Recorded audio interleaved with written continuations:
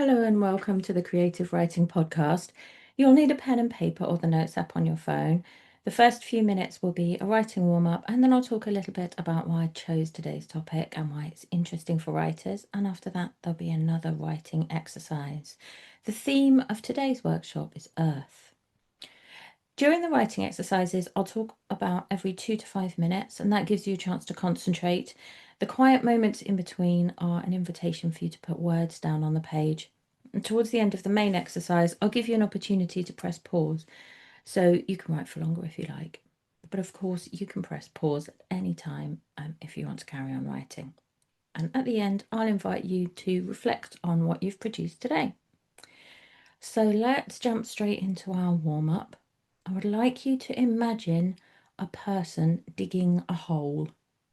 They might be in a garden, a field, a wood, a beach, some waste ground. They might be on a traffic roundabout. They might have permission to dig where they are digging, but equally they may not.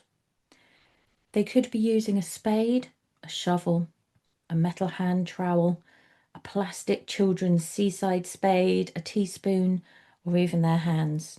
And they might want to change digging implements halfway through. So I'm going to invite you to begin with the feeling of earth on their hands. Is it slimy clay or gritty sand or drymy, loamy compost full of worms? It's all completely up to you. Remember, it's just a warm-up. Absolutely doesn't matter what you write down. We'll just do a few minutes with the idea of a person digging a hole.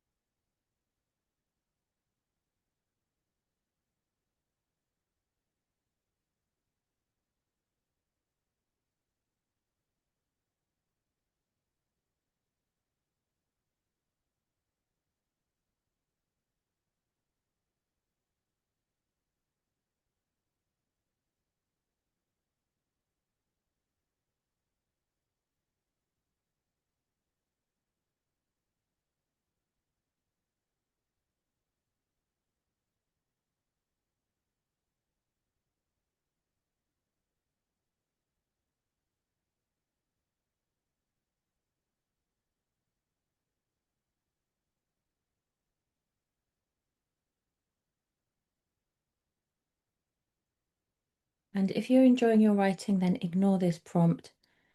But if you are looking to get going, if you're feeling a bit stuck, then I suggest that this person thinks they have found something, but it turns out to be nothing at all.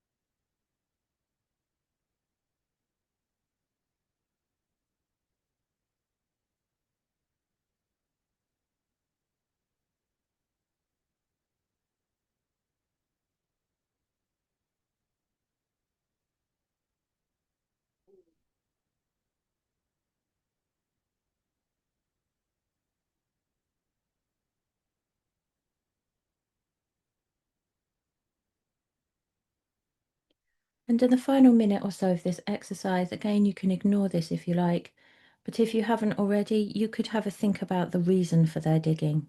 Do they even remember why they're digging here? Are they panicking? Are they in control? Have a think about the reason for their digging and explore that. But if that doesn't work for you, then ignore it.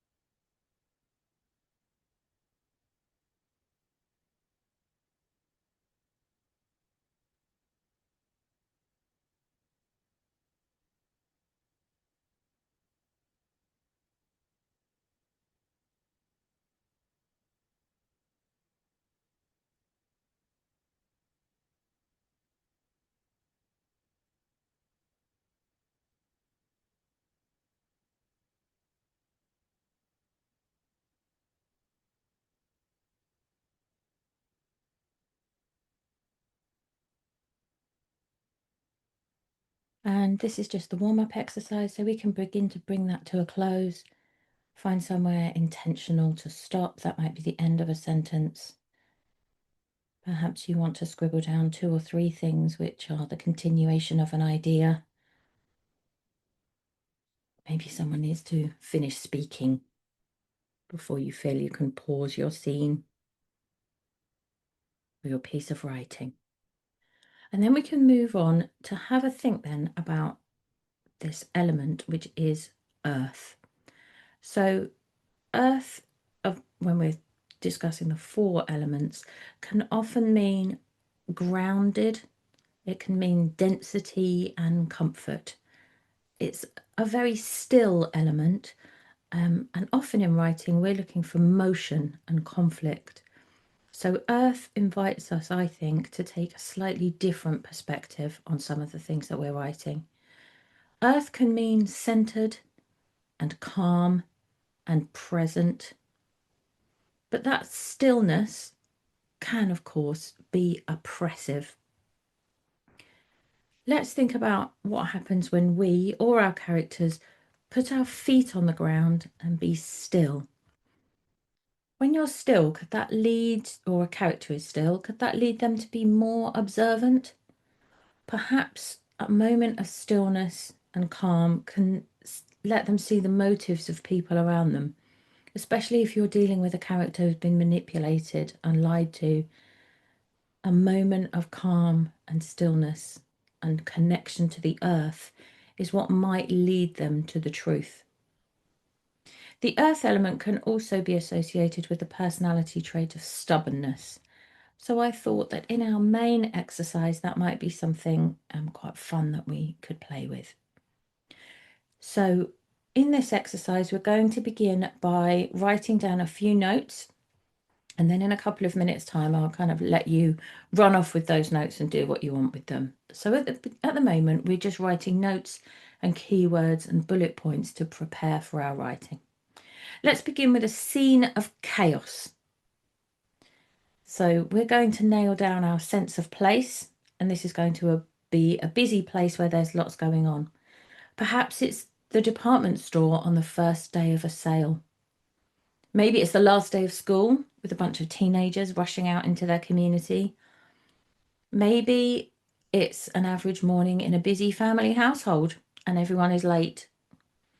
Perhaps it's an airport or train station with cancellations and engineering works and general chaos.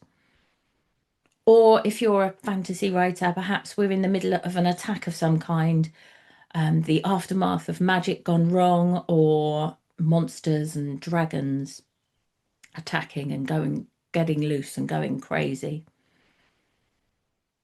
So first job is to choose a place with a lot of chaos going on. And I'd invite you to write a couple of sentences about this place just to get it fixed in your mind's eye. But this is your notes. They don't have to be pretty sentences. They're just full of information for you as a writer. I'll give you 30 seconds.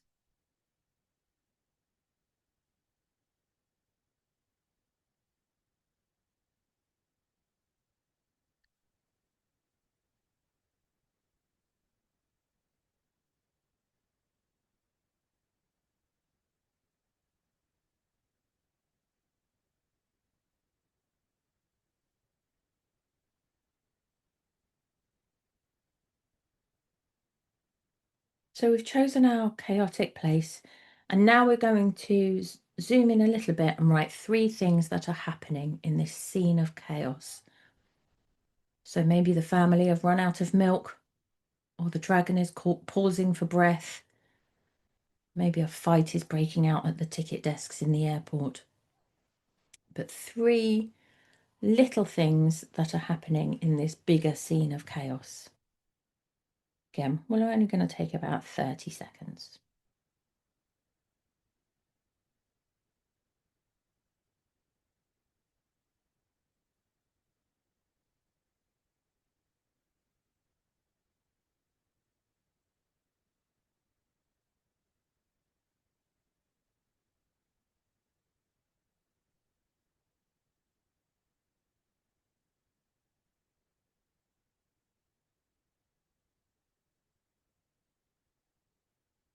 And now in the next 10 seconds, just write down 3 objects that you might find in this place.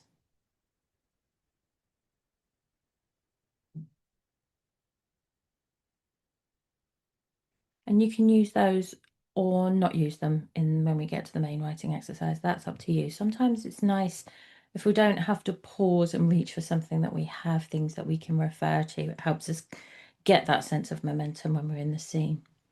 So now, and I'll give you another 30 seconds for this one, we're going to pick 3 people who are in this scene. Do they have a job there? Why are they there? How old are they? So your notes might read something like businessman, 58, desperate to get on a plane for a pitch that will save his business. Or youngest child, 4, trying not to go to school. Or dragon tamer, 28, trying to avoid all responsibility. So just quickly sketch 3 people that might be in this scene of total chaos. And again, we might use them or we may not. We don't have to.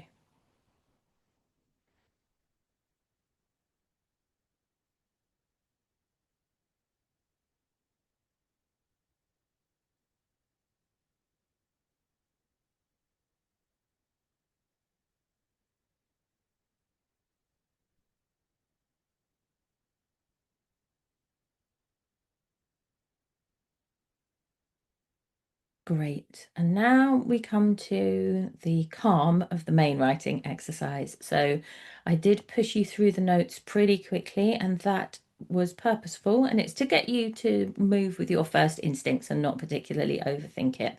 These little exercises are great for low stakes, but they help us connect to our immediate instincts, and those can often be the ones to follow when we're writing.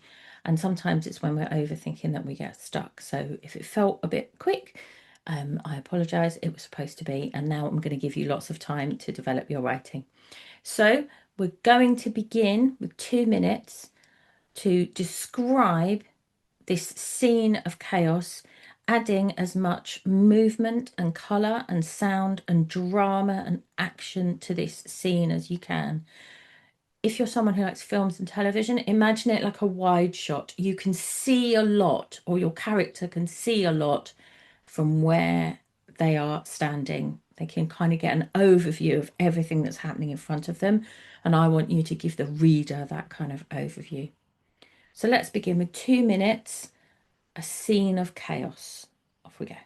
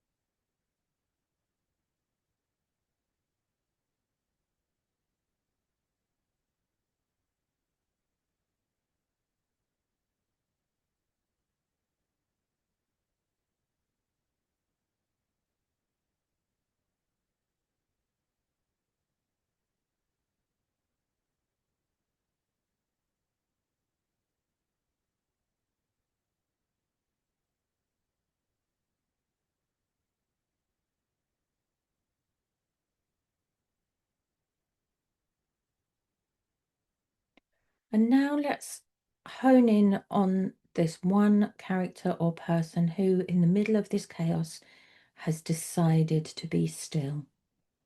If you're writing in the first person, you might think about what they notice or how the scene changes for them once they start to be still. They might notice more details than when they were trying to absorb the whole chaos. If you're writing in third person, we might get a really good description of this one person in the middle of this chaos who's just decided to stop and pause.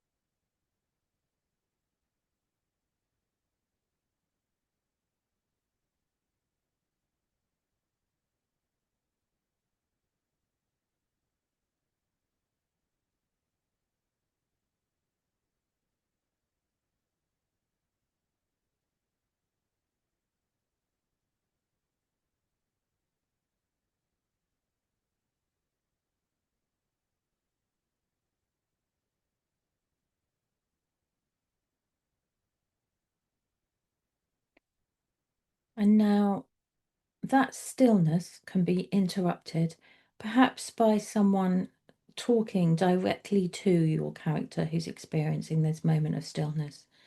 So we can take this quite literally, if we like, an interruption to this stillness. But your character is going to ignore this interruption and they are going to continue with their meditative, stubborn calm.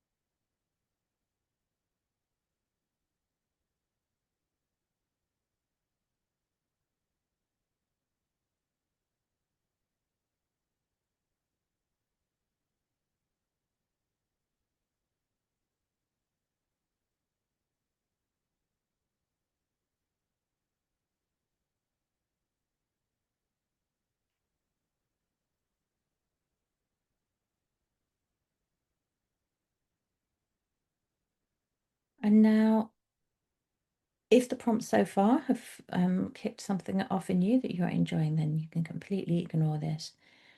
But if you need a little bit of direction or focus, then your character may realize from their stillness that they have to move, they have to solve something, they have to help someone.